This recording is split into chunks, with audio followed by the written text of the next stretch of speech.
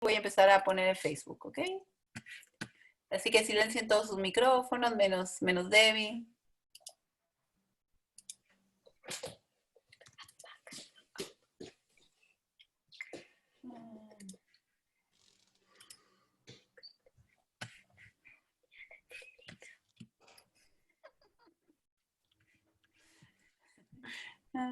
Hay un tipo que se llama Felipe el animal gordita.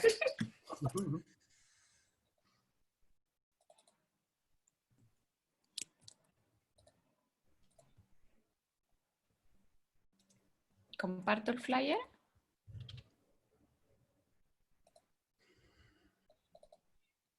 Sí, muy bien.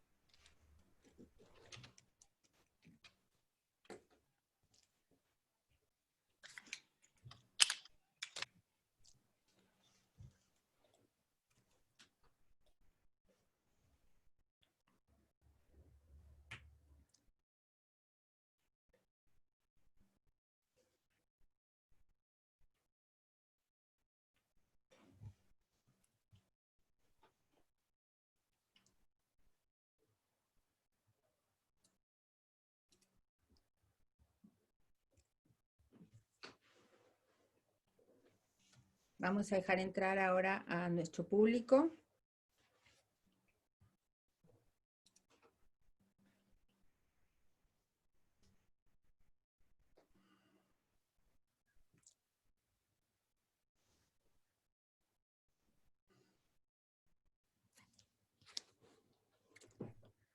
Bienvenidos a todos a una nueva charla del Museo Interactivo Judío. Vamos a esperar 2 minutitos para que entre más gente y comenzamos.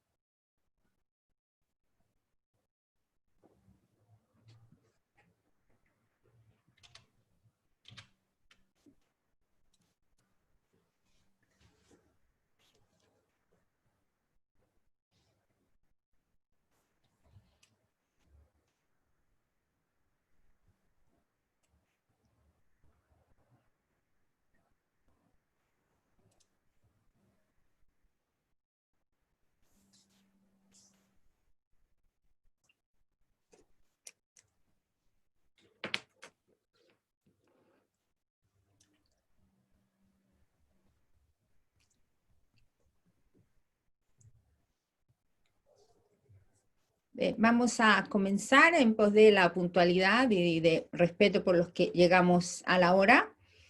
Hoy tenemos una nueva charla de los días martes. Agradecemos a todo el público que ha estado con nosotros y que nos ha sido fiel y que ha estado en cada una de las charlas que estamos dando los martes, jueves y domingos, y a veces algún viernes por ahí perdido. Les agradecemos muchísimo. Si no me equivoco, estamos llegando a la charla número 40 y esperamos tener muchas más, independientemente que sigamos o no sigamos en cuarentena. Hoy tenemos algo muy especial. Vamos a dar una charla sobre el origen del cristianismo en tiempos del Segundo Templo. Tenemos como invitado especial el charlista Víctor Toledo. Él es Víctor. Les voy a leer un poco acerca de Víctor para que podamos entender de quién estamos hablando. Él es médico cirujano. Su especialidad es en ginecología. Pero aquí lo interesante es que él hizo un diplomado en humanidades y tiene un magíster en arqueología y culturas del cercano oriente, que lo hizo en la Universidad de Tel Aviv en Israel, y el trabajo arqueológico que hizo en terreno fue en Masada, en el desierto de Judea. Él ha publicado varios artículos sobre estudios orientales, tiene experiencia como docente y como expositor. Y algo muy importante es que el área de especialización de él en humanidades es en historia bíblica, historia del antiguo Israel. Esa ha sido su especialidad y al parecer también es su pasión, y esperemos que hoy no las pueda transmitir, estoy segura de eso.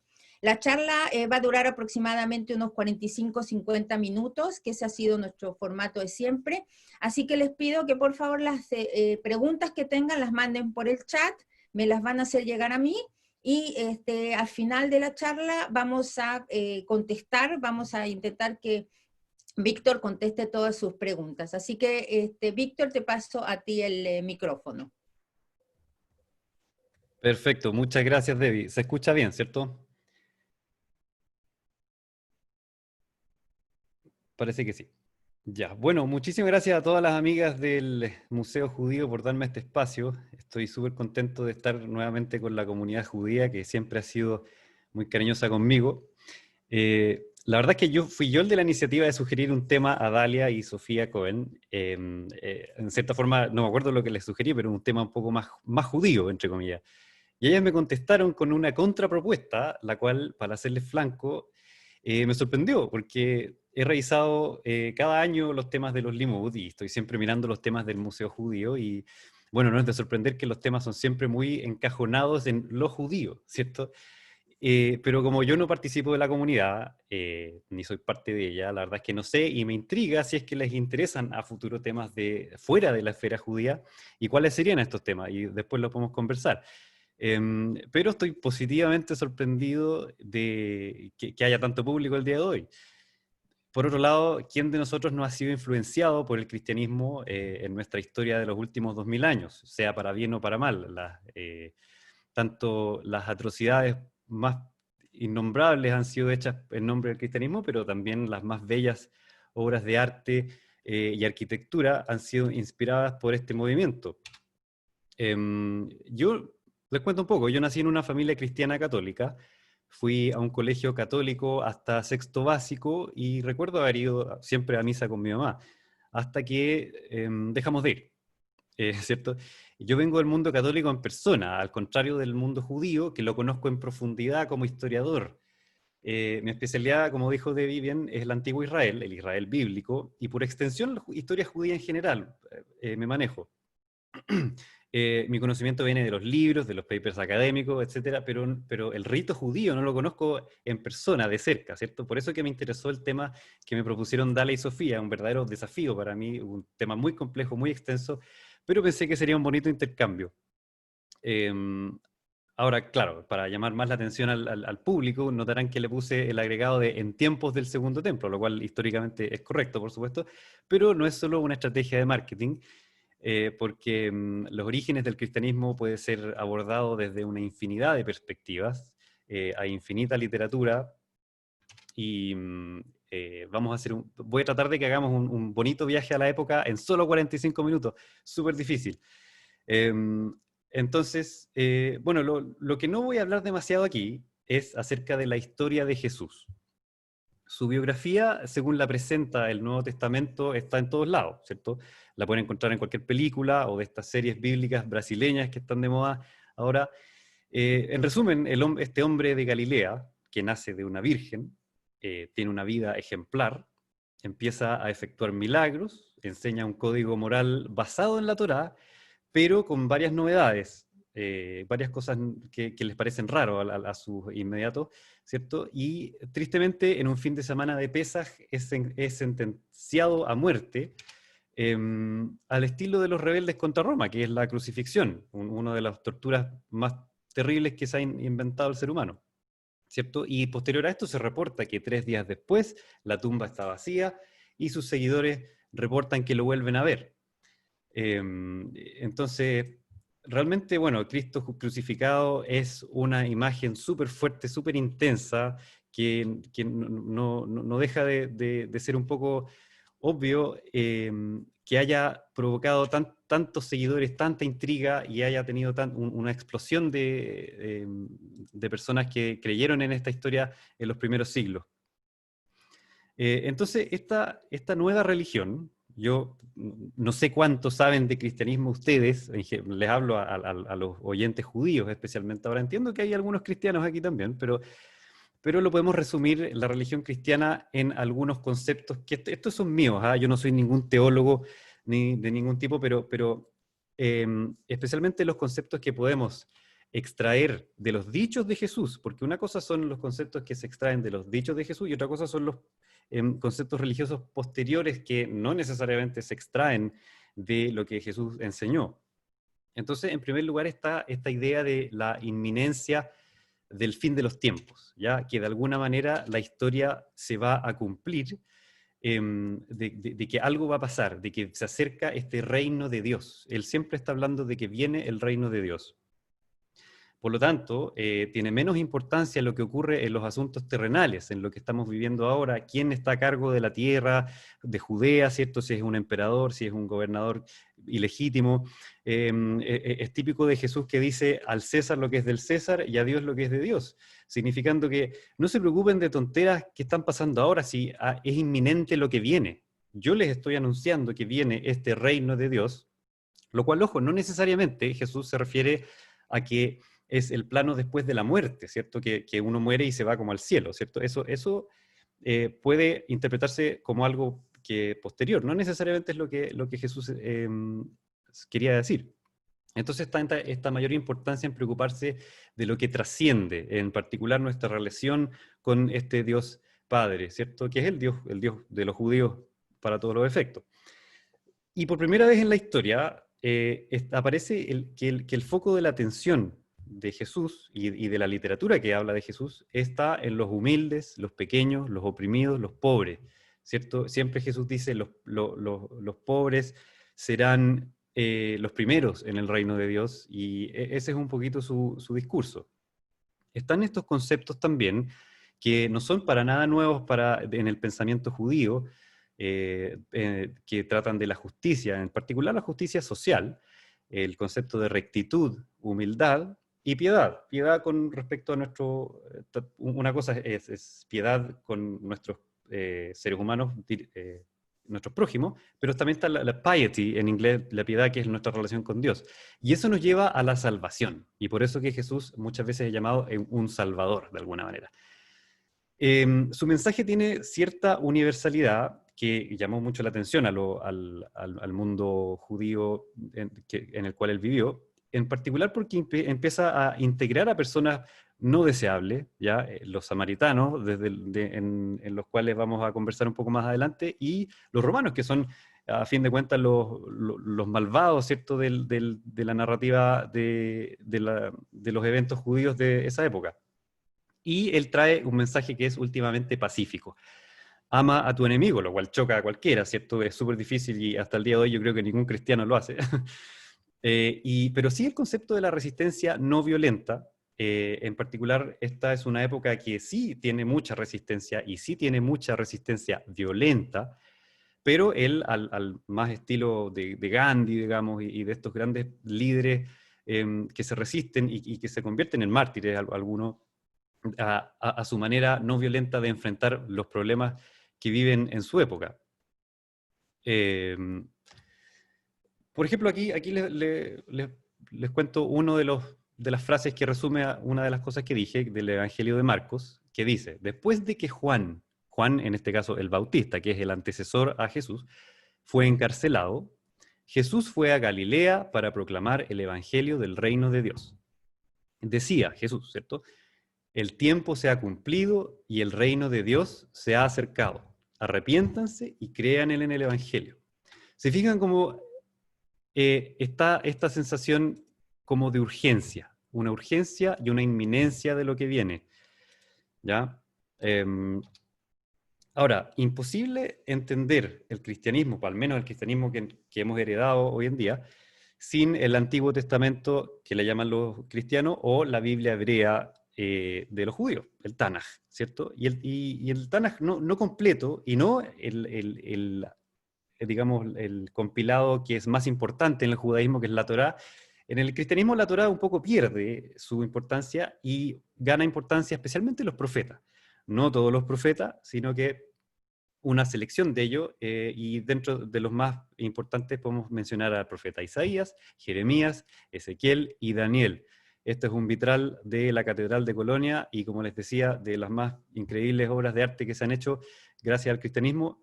Aquí vemos que están representados estos personajes. Ahora, tratando algunos conceptos que son tardíos, pero no en el fondo que no necesariamente vienen de los dichos de Jesús. El hecho de que Jesús es literalmente el Hijo de Dios. Jesús en sus dichos escritos dice, muchas veces trata a Dios como Abba en arameo, que es como una especie de decirle papá, ¿cierto? Pero no necesariamente quiere decir de que Él en particular es el Hijo de Dios, como lo entienden los griegos, ¿cierto?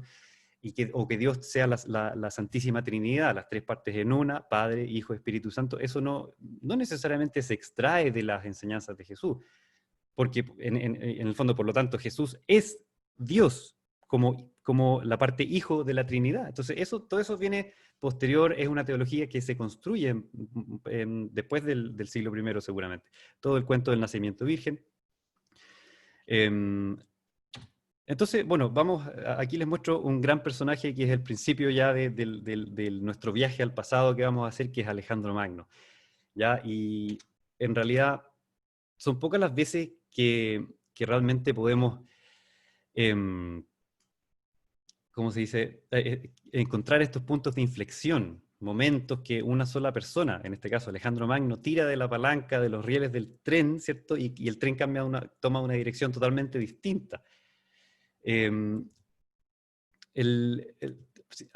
Tenemos que irnos un poquito hacia esta parte del mundo, ¿ya?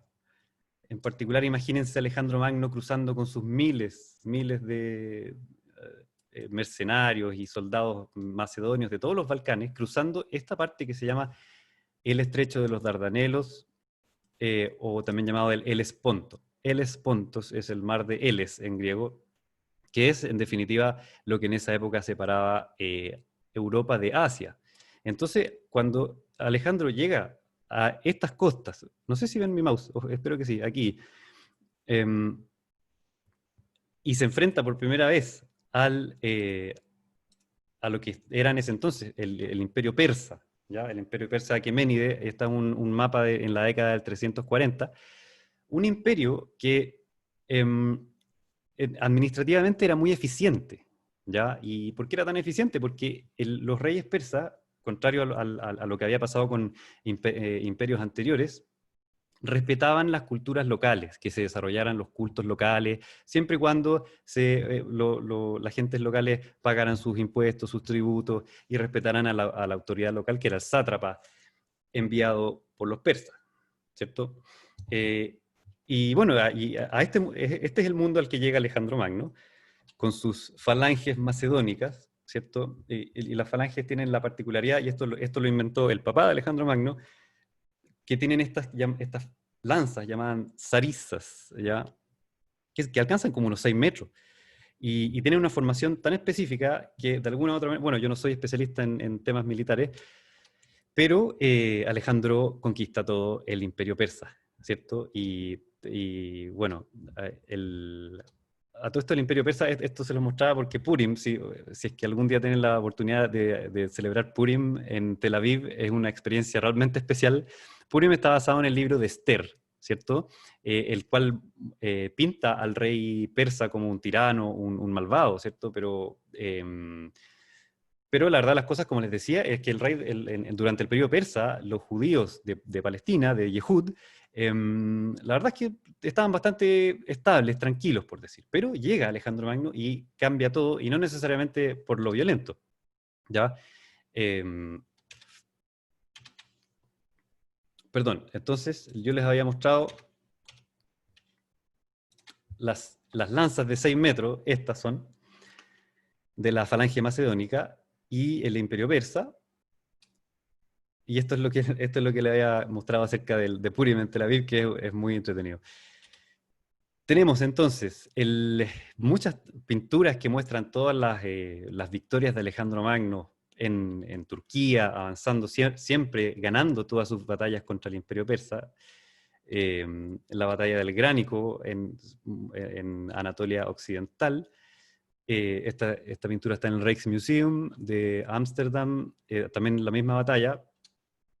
Y que es el mosaico de Alejandro encontrado en Pompeya, está datado alrededor del año 100 a.C., que muestra la batalla de Isos, cercano a lo que hoy día es Siria. Y un poco para que vayan observando la fineza del arte de esta época, que es la llamada época de la antigüedad clásica. Clásica significa que llegó como que es la máxima perfección en el arte, ¿ya? Cada una de estas piedritas de los mosaicos, imagínense lo difícil que es hacer estas obras de arte en mosaico y juntar cada color de las téseras, que se llaman. Entonces es realmente increíble y por supuesto que ellos querían representar a Alejandro Magno. Hay una historia acerca de Alejandro Magno que supuestamente pasa por Jerusalén, ¿cierto? Después de pasar por Tiro y por Gaza. Pero esto está basado en leyendas, no necesariamente es así. Le preguntan, ¿cierto?, de que por qué rinde homenaje al rey de Israel. En fin, no hay mucho tiempo para hablar de eso, si es que ocurrió o no. ¿Alguna otra cosa para recordarles que este es el periodo, la antigüedad clásica, donde es el máximo representación de todo el arte, ¿cierto? Este es el llamado sarcófago de Alejandro, del Museo de Estambul. No es donde está dentro de Alejandro, ya no es la tumba de Alejandro, sino que se llama así porque Alejandro está representado en él. Nos vamos al detalle de esto y cómo probablemente estaba pintado. Y realmente fíjense en el detalle de los músculos, de la anatomía humana, es espectacular. Esto es del siglo II antes de Cristo y es como si fuera realmente un arte moderno o renacentista, ¿cierto? De manera... espérenme un poquito.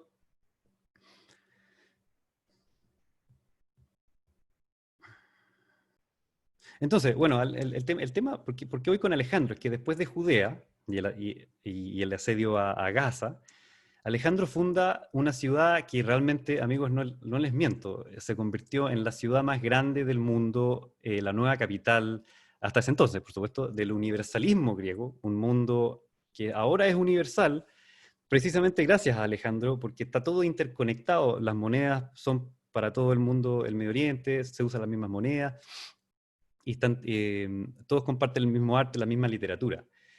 Alejandría, en Egipto, ¿cierto? Es la primera ciudad con planificación urbana, es la capital del saber, de la ciencia, de la filosofía, de la geografía, la matemática, la astronomía, ¿cierto? Pero el nivel de estudio que había ya era realmente científico a los estándares de hoy día. Y Alejandría siguió siendo la capital del pensamiento hasta bien entrada la Edad Media. ¿Ya?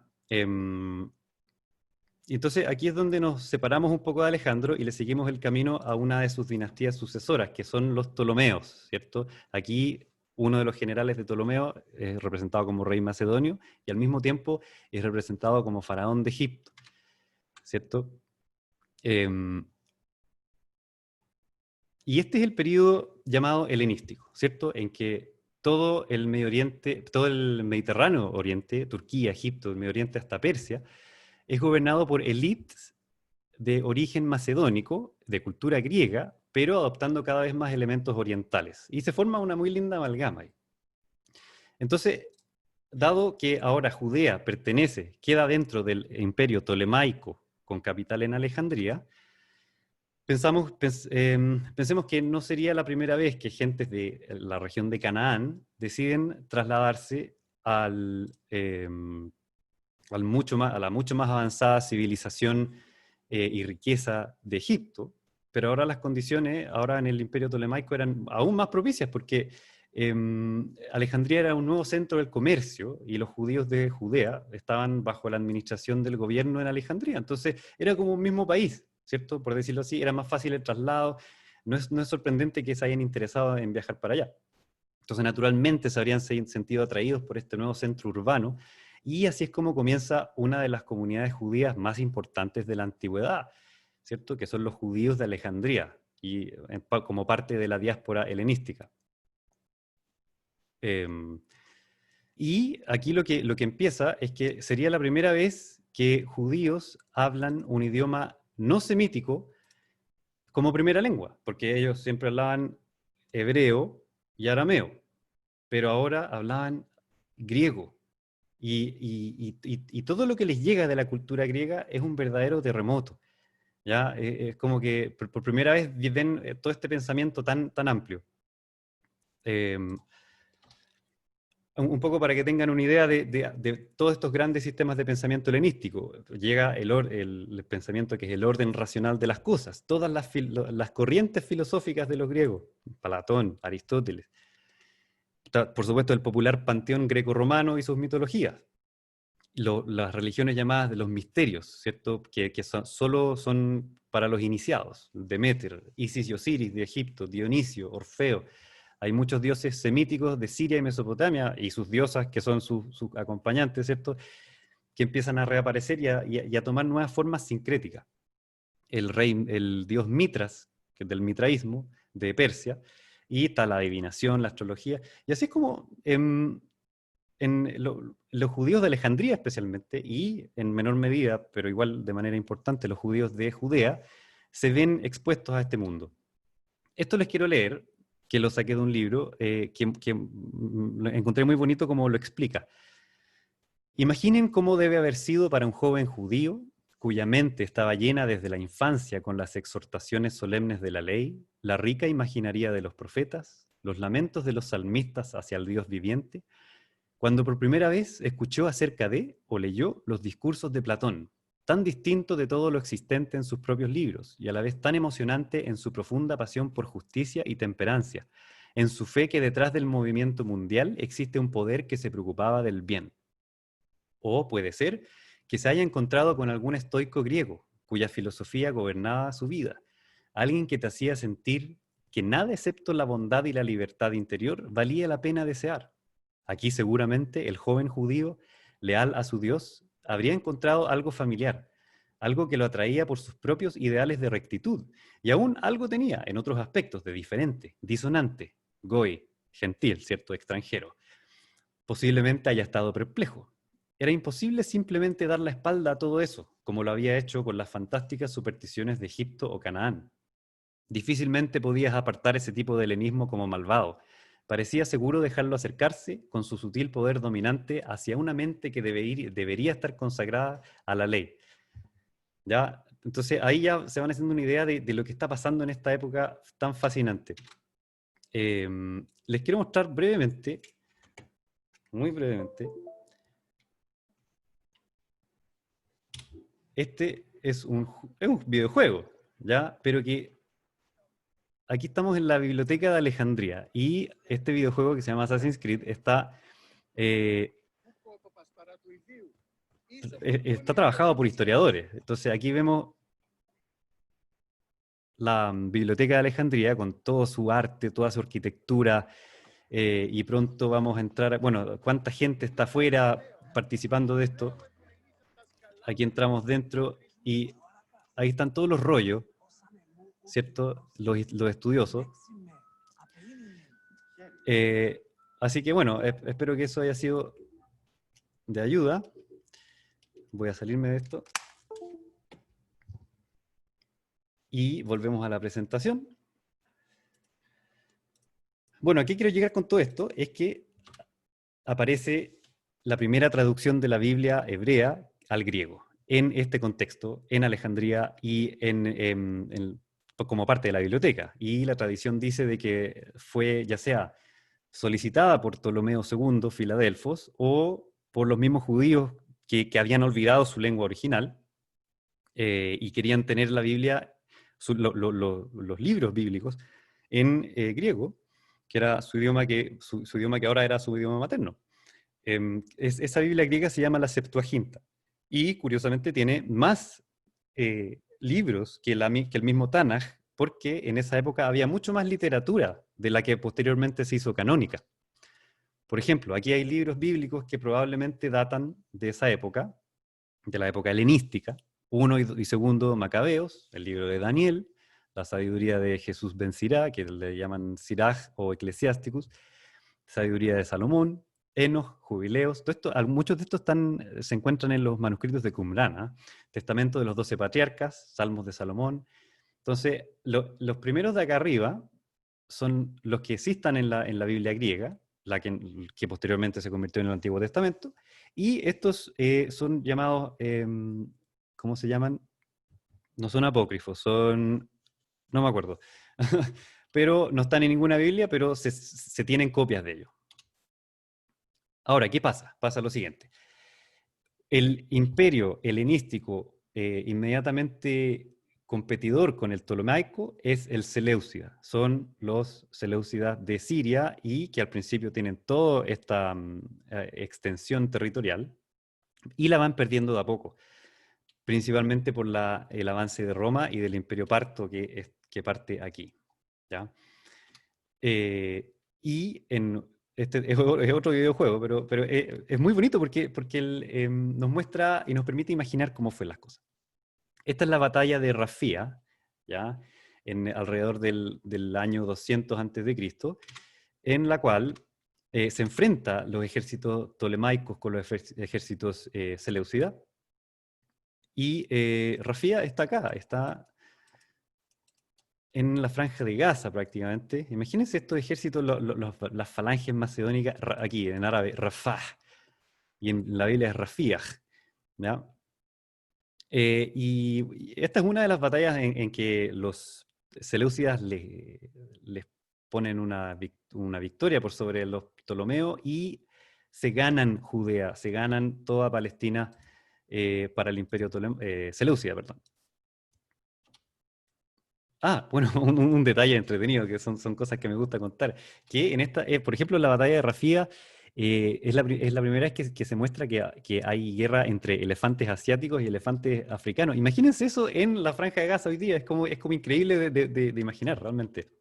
Y aquí vemos un mosaico con un elefante siendo ingresado a un barco romano seguramente, ¿cierto? Y de esa manera el imperio seleucida se come Judea hasta toda esta zona, hasta el Sinaí, pero ya va perdiendo por acá, se va como desmembrando Turquía, Anatolia, y este es el momento que llegamos a la rebelión de los macabeos, un momento esencial en la historia judía. Entonces, bueno, espero no tener que contarles toda la historia de los macabeos, ustedes que celebran Hanukkah todos los años, ¿cierto? Pero lo que más quiero rescatar de la historia de los macabeos es la secuencia de eventos en la cual Judas, ¿cierto? Luego Jonatán y Simón obtienen una especie como de independencia del imperio seleucida y montan este estado más o menos independiente de Judea, que esto es Judea nomás, no es más que esto. O sea, no es todo Israel, todo Palestina, no. Al principio ellos tienen esto y esto es lo que se le llama Judea. Pero esto va creciendo como vamos a ver pronto. Importante tener en cuenta que este nuevo poder emergente en el oriente griego, que es la dinastía de los Ashmonaim, los asmoneos, ¿cierto?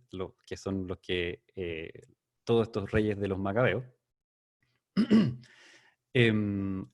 no habría sido posible sin el debilitamiento del imperio seleucida. Imagínense, el imperio seleucida era gigante. Entonces, si es que ellos hubiesen tenido todas sus posibilidades de sus mercenarios, de todos sus elefantes, de todos lados, habría sido imposible. Estaba siendo desmembrado por dos flancos, la República Romana por un lado y por el Imperio Parto en Occidente, al oriente. Y lo otro es que pues desde muy temprano los hermanos macabeos harán alianzas con Roma. Roma está creciendo en esos tiempos y eso le da el respeto al rey en Jerusalén, le da respeto frente al rey en Antioquía. Y aquí es donde también comienza una relación muy estrecha al principio de amistad y después de mucho más complicada entre Judea y Roma. Entonces, lo otro que nace en esta época, y importante para el pensamiento cristiano, es la idea de hacer un mártir. Ya saben ustedes que el martirio fue un elemento famoso del cristianismo inicial, y está muy presente en las corrientes yihadis del Islam, ¿cierto? Pero en el judaísmo uno cree que esto como que no existe. Pero entre mediados del siglo II a.C. hasta principios del siglo II después de Cristo, algunas corrientes judías estaban muy dispuestas a morir por la causa. En este caso, a morir por el cumplimiento de la ley, por la independencia nacional, ¿cierto? Eran los que rasgaban vestiduras, ¿cierto? Es típico de esta época. Nunca había sido tema antes en el judaísmo esto. Entonces, Jesús también, que muere en la cruz, ¿cierto? Es una especie de mártir, pero que nos promete una vida eterna en el reino de los cielos, y probablemente esta idea ya venía de antes, ¿ya? Que algo que por haber hecho el bien, incluso si uno murió por esa causa, después viene alguna especie como de recompensa. Bueno, Siria, los seleucidas quedan reducidos a esto nomás, después del siglo, después del año 160, 150. ¿Y qué pasa? Los asmoneos de Judea empiezan a crecer. Juan Hircano es el hijo de Simón Macabeo, que gobierna entre el 134 y el 104 más o menos. Y fíjense cómo se va expandiendo territorialmente. Y es famoso Hircano por destruir el otro templo a Yahvé en el monte Gerizim de los samaritanos, ¿ya? Entonces también tiene su historia por el otro lado. Y Alexandros Yanai, Alexandro Janeo, que se llama también el hijo de Hircano en 103 al 76. Este fue un rey bastante, bueno, realmente se cayó al lado helenístico, en realidad era un verdadero rey del tipo griego, ya ni siquiera era los ideales por los cuales la revuelta de los macabeos se habían iniciado ya estaban perdidos. Y él montó esta política expansiva en la cual conquista Galilea.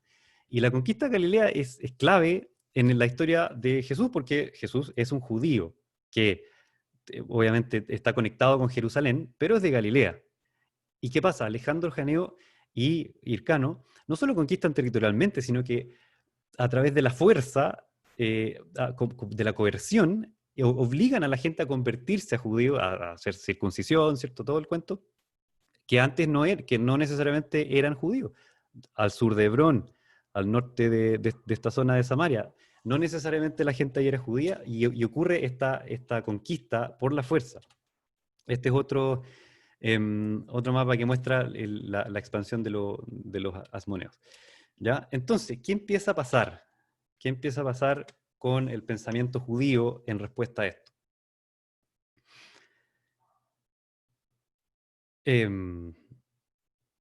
Bueno, comienza aquí el sectarianismo judío, ya un tema apasionante que a mí me encanta.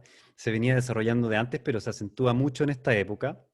Los reyes asmoneos desde Simón, como les decía, no fueron reyes ideales de Israel independiente, donde por fin el pueblo es libre, ¿cierto? No, fueron unos tiranos autócratas, al puro estilo helenístico, y no toleraban disidencia. Y de hecho Flavio Josefo, que es el principal historiador de la época, nos cuenta de la infame crucifixión de los 800 fariseos, ¿ya? Fariseos son como rabinos en la práctica, tradicionalistas. ¿Y quién los crucifica? El rey de los judíos, Alejandro Janeo, ¿ya? Porque tuvo un problema con ellos, que estaban en desacuerdo con él. Entonces, no sé si habrá sido cierto que hubo 800 crucifixiones, pero esto está escrito de alguna manera, y Josefo no tiene ningún motivo para mentir. Probablemente los números están inflados, ¿ya? Pero eso, por supuesto, que provoca un quiebre gigante en el sentir de las distintas sectas judías. Y esta también es la época en que aparecen separatistas, ¿cierto? Que son como más fundamentalistas de las tradiciones. Son los que se van a Qumrán, ¿cierto? Porque no pueden tolerar lo que pasa en Jerusalén, la corrupción, el sacerdocio del lado de estos reyes no necesariamente legítimos, el trono ocupado por esta familia recién aparecida, por decir. Y estos piadosos fieles a las escrituras y a la ley van a fabricar sus manuscritos y a vivir una vida ascética al Mar Muerto, ¿ya? Ellos, la gente de Qumrán, que les han llamado los esenios, ¿cierto? Pensaban que las profecías de Isaías, de Habacuc, etcétera, que hablaban de este periodo, las profecías que decían que el reino de Dios se acercaba, y al momento en que se acabaran los tiranos, ¿cierto? Venía pronto, y ellos pensaban que se estaba cumpliendo ahora, ¿ya? El cumplimiento de los pactos con Israel. Dios se iba a manifestar pronto. Y esta es la visión llamada apocalíptica, ¿cierto? Que Dios significa que Dios se va a manifestar. Está muy presente en la literatura de la época, y bueno, y significaba básicamente que Dios se impondría como el único rey de toda la tierra, ¿cierto? Y el pueblo de Dios, Israel, ¿cierto? Por supuesto, tendría un lugar especial en este nuevo orden, pero solo los rectos, que los rectos estaban en el desierto, ¿cierto? Y bueno, serían reunidas las 12 tribus, nunca más habría maldad, injusticia, nunca más habría un poder opresor. Son todas esas cosas que ellos pensaban que iba a pasar y que por supuesto nunca pasó. Y bueno, hay gente que tiende a pensar de que el Estado moderno de Israel es la realización de estas profecías. Yo prefiero no meterme mucho en eso, pero no me tinca. Por otro lado aparecen estos carismáticos, ¿cierto? Los profetas, entendidos en escrituras, pero no retirados, sino que activamente críticos del establecimiento de los asmoneos y después de los Herodes, ¿cierto? Empiezan a aparecer también en los márgenes de los desiertos, en el río Jordán. El más notorio, sin duda, es Juan el Bautista, pero debe haber habido cualquier cantidad de diversidad de estos profetas súper excéntricos que empiezan a hablar y hablarle a la gente. Esta es de una película que es The Life of Brian, que me encanta porque es cómica, pero muestra muy bien cómo era la época en ese entonces. Y bueno, aquí están las cuevas de Qumrán, donde se encontraron los manuscritos. Y ya estamos entrando al inicio del poder romano, ¿ya? Y esta es la otra cara de este periodo, los verdaderos estallidos sociales, que fueron varios, ¿ya? Y en distinta medida con ideas religiosas, ¿cierto? Pero de base eran sociales. Y porque hubo cambios socioeconómicos que trajo la helenización, la romanización y la consecuente urbanización. Porque uno pone una ciudad y los campesinos, que antes eran terratenientes, sufren cambios en sus vidas, ¿cierto? Y ellos están muy azotados por esta nueva realidad y son cambios dramáticos. Se empieza a acumular un malestar que termina con varios estallidos sociales, como les dije, y uno de los lugares donde este deterioro del campesinado se hace más fuerte es en Galilea, ¿ya? Y aparecen grupos de violentistas, de bandidos y de profetas también. Uno de los primeros de estos estallidos sociales ocurre ante la muerte de Herodes el Grande en el año 4 a.C. Esto es los años donde Jesús supuestamente estaba naciendo. Y uno de estos destacados líderes populares fue el tal Judas de Galilea, ¿ya? Pero, y él describe, Josefo, que comienza una nueva filosofía violentista contra el poder romano. Entonces, uno creería, imaginando que uno se pone del lado de los fariseos, ¿cierto? Que llegan los fariseos a enseñar, oye, tú tienes que hacer la Torá, tienes que regirte por la Torá correctamente. ¿Quién se cree este Jesús que viene a desautorizar la Torá y la ley, ¿cierto? Pero ¿cómo exigirle a estos campesinos de Galilea, desposeídos, empobrecidos, muchos de los cuales se entregan al bandidismo, que cumplan el Shabbat, que cumplan las tradiciones? No es posible. Entonces ahí aparece Jesús, en que reúne una especie de como de nueva familia, ¿cierto? Y les dice que en realidad Dios está del lado de ellos, pero con este mensaje de no a la violencia. ¿Ya? El siglo I es fascinante, a mí realmente a mí me encanta. Es uno de los temas que vamos a dejar para otro día en mayor detalle, pero el asunto es que probablemente la vida de Jesús de Nazaret no fue tan notada como uno creería, entre tanta turbulencia año tras año en cada momento de ese siglo. Ojalá tuviéramos tiempo para conocer el montón de mesías y líderes populares, líderes de rebeldes, guerrilleros que salen de Galilea en el siglo I después de Cristo. Bueno, sigamos entonces para entender el origen del cristianismo. También es súper importante entender lo que pasa en la segunda mitad del siglo I, mucho después de que Jesús muere. Por un lado está lo que pasó con Jerusalén, que fue destruida, ¿cierto?, el templo, un evento cataclísmico de la historia, y después viene Masada, que por supuesto es mi tema, me encanta, donde como les dijo Debbie, participé en 2 temporadas de excavación. Así que, pero recordemos, la Masada no fue la última resistencia del pueblo judío, como dice la narrativa como sionista, ¿cierto? Sino que solo de la facción. ¿Quiénes estaban en Masada? Solo la facción de los que respondían con violencia y de alguna manera, y los súper rebeldes, ¿ya? Son los que causaron la guerra finalmente. Vamos ahora a qué pasa después con... Bueno, este es el campamento, lo que queda del campamento romano en Masada, que es increíble que uno pueda verlo, o sea, es como imaginarlo realmente, ¿ah? De la legión aquí, la legión 10ª. eso es lo que les decía, que Jesús forma esta como especie de nueva familia y reúne a gente que de otra manera habría estado perdida, especialmente en Galilea. Vamos a la secuencia literaria del cristianismo, porque de eso se trata al final, de ahí nace todo este movimiento. Primero, se cree que hay una tradición de dichos que dijo Jesús, ¿ya? Pasados vía oral, de boca en boca, ¿cierto? En la llamada fuente Q, que es una fuente hipotética que habría formado los evangelios posteriormente de Mateo y Lucas. Y el Evangelio de Tomás, que es un evangelio encontrado, no es canónico, encontrado en Egipto, que también dice es una reunión de dichos de Jesús. Todavía no llegan los evangelios canónicos, que son Marcos, Mateo, Lucas y Juan. Se cree que los primeros parten como en el año 60 después de Cristo. ¿Ya? Ojo, los evangelistas no son los apóstoles, no necesariamente conocieron a Jesús en persona. ¿Ya? Y el primero que se pone a escribir firme y que forma parte del Nuevo Testamento es un verdadero aparecido, que es Pablo de Tarso. Pablo no conoció a Jesús, pero tuvo una visión en la cual Jesús se hace manifiesto y empieza a escribir lo que Jesús nunca escribió, ¿cierto? Montones de cartas hacia todos los grupos de judíos dispersos por todo el imperio romano.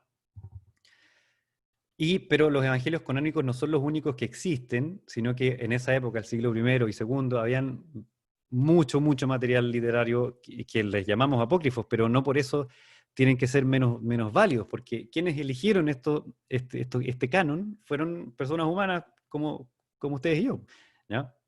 Y este documento, que es el Didache, que habla un poco de los ritos y cómo se tiene que comportar un cristiano, y es una literatura muy temprana, ¿ya? Voy a ver si no se me queda algo en tintero para ir, ya estamos terminando casi.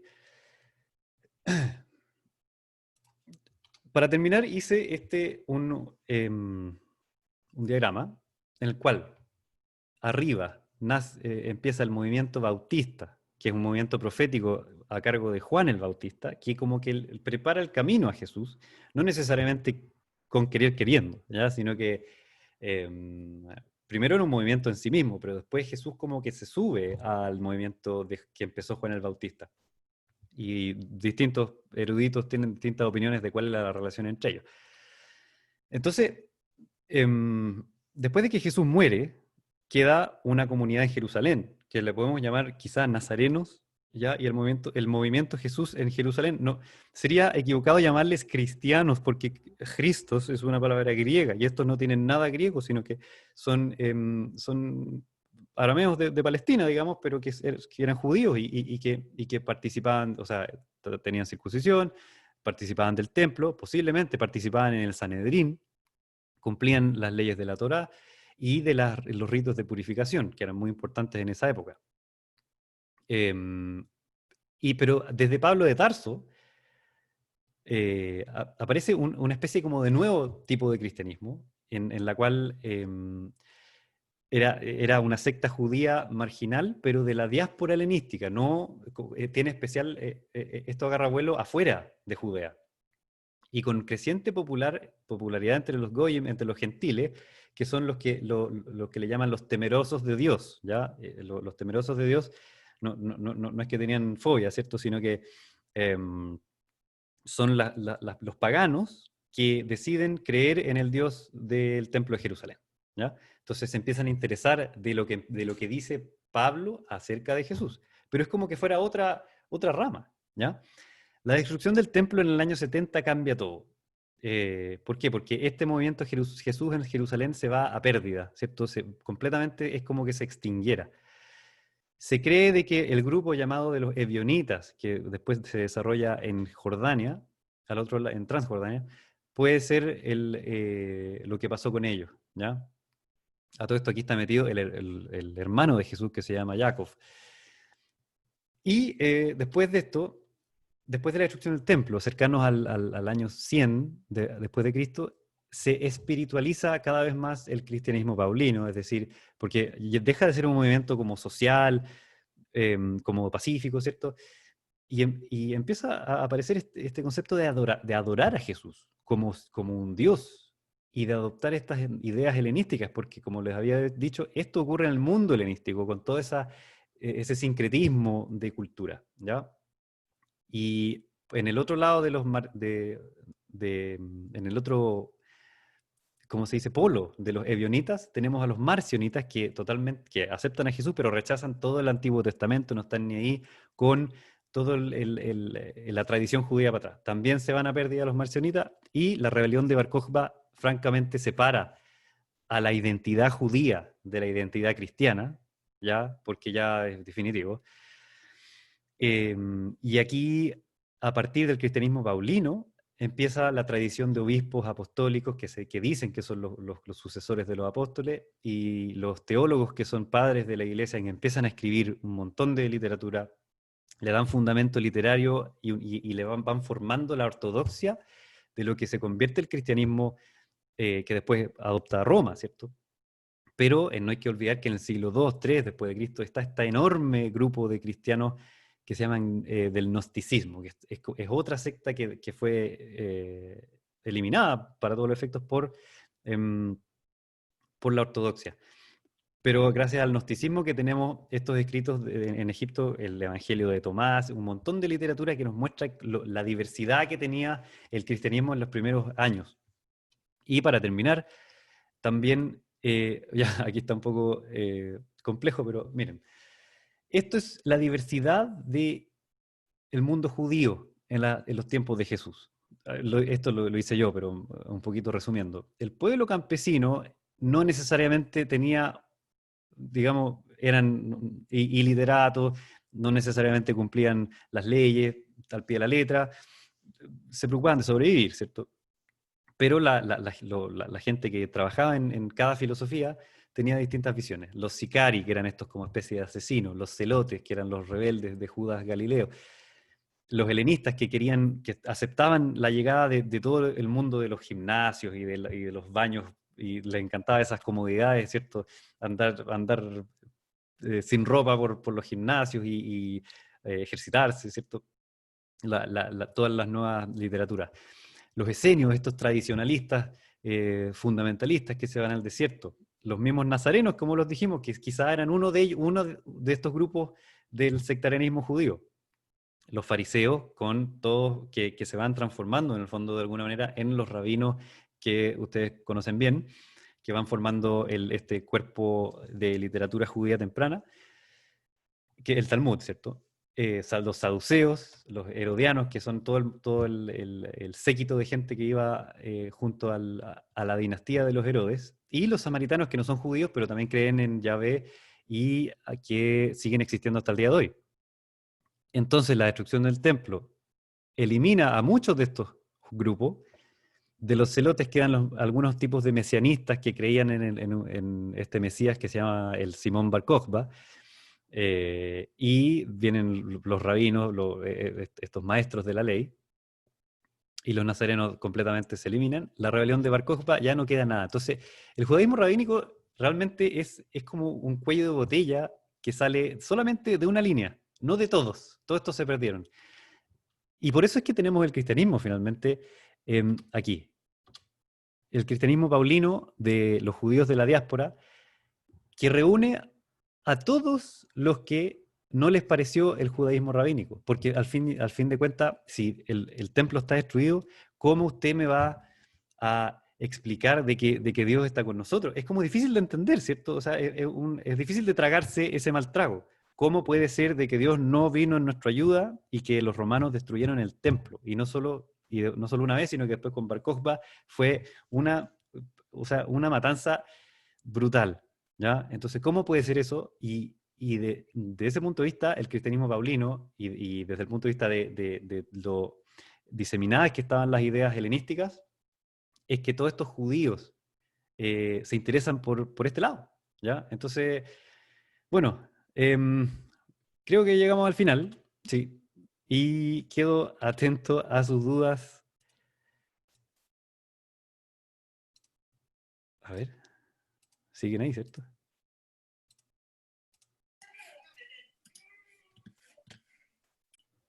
Sí. Sí, no podía, no estaba activado. Muchísimas gracias, fue mucha información, muy interesante, ¿sí? Volviendo a lo que tú dijiste en un principio, los temas fuera de la esfera judía realmente nos son sumamente interesantes, además que nosotros como Museo Interactivo Judío queremos tener público general, ¿sí? Público judío como no judío, lo importante es la cultura y el conocimiento. Mira, tengo grandes preguntas para ti, muchísimas preguntas que me llegaron.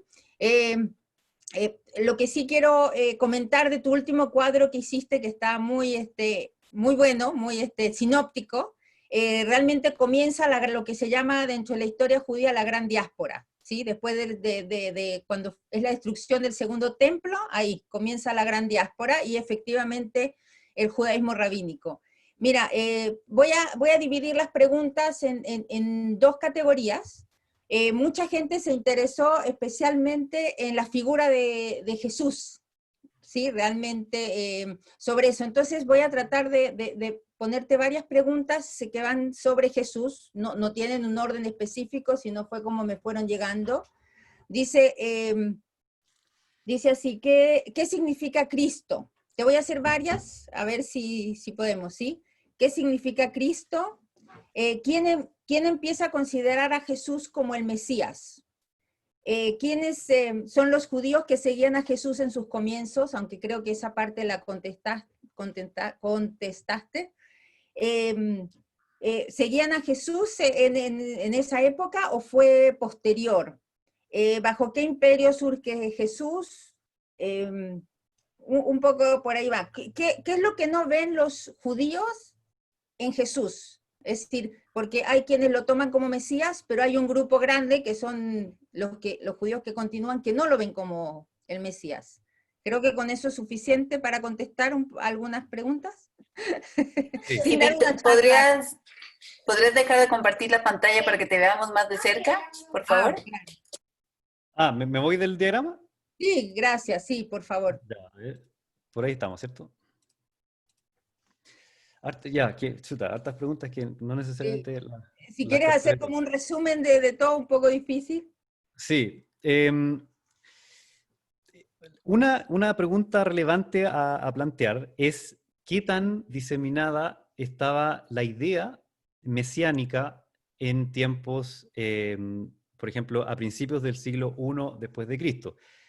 Uno creería de que está súper presente, siempre, ¿ya? Pero pareciera, y he leído por algunos eruditos del tema, de que, porque el judaísmo moderno, yo entiendo que sí espera un Mesías, de alguna manera, que va a restaurar Israel, qué sé yo. Pero pareciera que eso viene de la sabiduría talmúdica, ya que después del siglo II, III, especialmente II después de Cristo, y ahí se toma forma homogénea la idea de Mesías. Yo no sé si esa idea de Mesías estaba tan formada cuando Jesús empezó, digamos, en la época de él, porque pensemos, el tema del Mesías, o sea, puede ser, se habla de un profeta como Moisés, se habla de un rey como David, se habla de un profeta como Elías. Es como que no hay claridad de qué es lo que tiene que cumplir o cuál es el rol que tiene que tomar el Mesías en esa época. Entonces, eso es lo que yo creo, que no existía el tema de el Mesías cuando Jesús estaba, sino que él no empezó, digamos, y esto no está en los escritos de los evangelios, él no dice, creo, estoy casi seguro, que yo soy el Mesías de Israel, ¿ya? La idea va tomando forma en los años posteriores. Y por eso que está este Mesías, y de hecho hay otros Mesías, otros líderes populares. Porque, ¿qué es un Mesías? Puede ser también un líder que el pueblo lo eleva a ese estatus. Entonces, bueno, aquí hay temas teológicos, temas históricos, es súper difícil, súper difícil. Alguien preguntó lo que significaba Cristo, y Christos en griego entiendo que es, en el fondo, que es el ungido, ¿cierto? El ungido en aceite, como que es también el significado de Mesías en hebreo, pero el ungido es el elegido por un pueblo, ¿cierto? Y David tiene David se hace rey de esa manera también. Pues. Él junta un séquito de gente que lo apoya y también se convierte en el rey de esa manera. No sé si voy por el camino adecuado con las preguntas.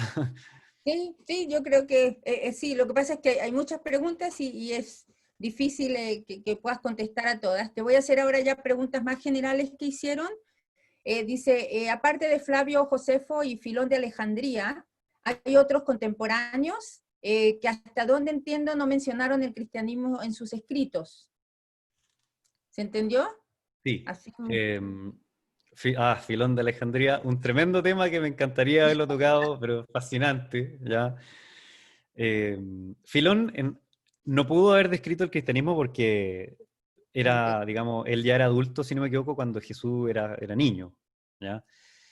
Y quizá vivió un poquito después, pero como yo dije por ahí en la presentación, probablemente el movimiento Jesús no fue tan notorio en su propia época.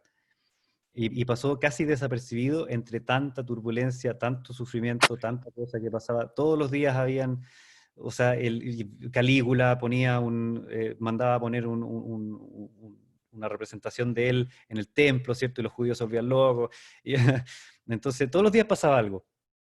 Perdí el hilo. ¿De qué? Del Filón de Alejandría y Josefo.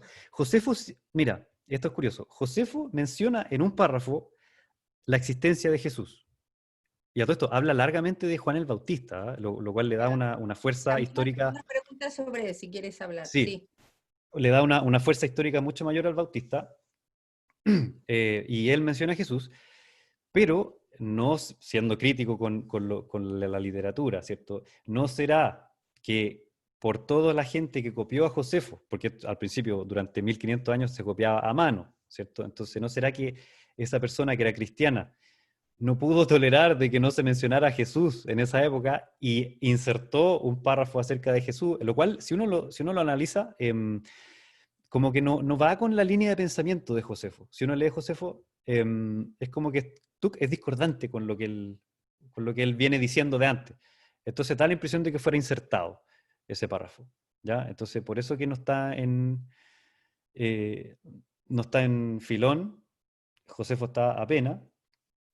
¿Y dónde más? Y el resto son los escritos que son posteriores. Claro. Por eso que el periodo de la tradición oral es tan larga y después se ponen por escrito. Aquí justamente hace una pregunta, ¿cuántos siglos después de su muerte, de la muerte de Jesús, comienza la religión cristiana? Es decir, ¿cuándo fue Claro. que Ya hay, como les decía, se divide en estas dos partes, en la cual nunca vamos a poder saber realmente cómo era el movimiento original de la gente en Jerusalén. El movimiento Jesús, no les digo cristiano, les digo movimiento Jesús en Jerusalén, el cual se extinguió y lo siguió esta otra rama, que fue la de Pablo de Tarso y San Pablo, ya, si prefieren. Y esa es una nueva línea. Y después tenemos una ortodoxia alrededor del año 100 después de Cristo, y tenemos los primeros escritos romanos que empiezan a hablar de los cristianos, que son al principio estas sectas, no se sabe si es judía, que están afuera de las sinagogas, y que empiezan a comportarse de manera extraña en relación al resto de los ciudadanos del imperio finalmente. Pero sí, al año 100 ya se ven, tienen una identidad. ¿Ya? Ya. Aquí te hacen una pregunta y a lo mejor con esto terminamos. ¿Cuán fehacientes son los evangelios, puesto que fueron escritos muchos años después de la muerte de Jesús? Súper difícil. Hay mucha literatura de esto. Pero entre ellos incluso hay discordancia. No todos tienen como exactamente la misma historia, y en partes están parchadas y en otras partes son francamente opuestas algunas narraciones. Entonces, en lo que tienen en común son los tipos de dichos, ¿ya? Los dichos de Jesús, la enseñanza. Pero los evangelios efectivamente son posteriores y no necesariamente por testigos oculares, entonces hay que tener mucho cuidado al creer históricamente cada una de las cosas que se explican ahí. Claro. A ver, y esta dicen, ¿es Pablo de Tarso el que hace que Jesús sea el profeta que llega a formar una religión? Es decir, ¿qué rol tuvo Pablo de Tarso en todo en la formación del cristianismo? O de esta nueva Pablo, secta que después pasa a ser el cristianismo. claro. Ah, Pablo Tarso era un pensador, ¿cierto? Que se le abre la mente respecto al movimiento Jesús que ocurrió en Jerusalén. Y lo que él empieza a predicar,